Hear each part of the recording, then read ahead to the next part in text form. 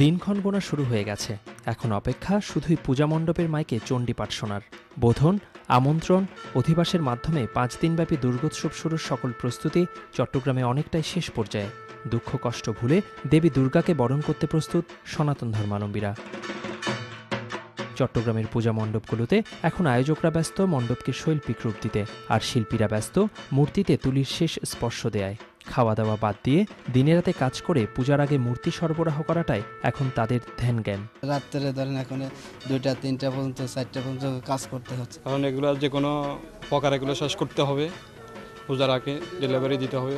চট্টগ্রাম মহানগরীতে এবার 281টি ও জেলায় 1845টি মণ্ডপে পূজার আয়োজন করা হয়েছে। বিগত বছরগুলোর মতো এবারও নির্বিঘ্নে পূজা উদযাপনের আশা আয়োজকদের। কুষ্টিয়ার যে সাত্ত্বিকতা সেটার দিকে আমরা খুব নজর দেওয়ার জন্য প্রত্যেক আঞ্চলিক কমিটিকে অনুরোধ জানিয়েছি।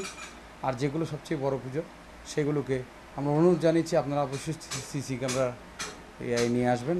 পূজার সময়ে নিরাপত্তা নিয়ে আশ্বস্ত করলেন এই পুলিশ কর্মকর্তা।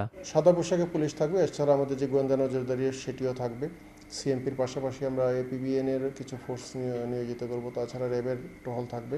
দেবী দুর্গা এবার ঘটকে করেই মর্তলোকে আসবেন এবং কৈলাস পর্বতে স্বামীগৃহে ফিরবেন।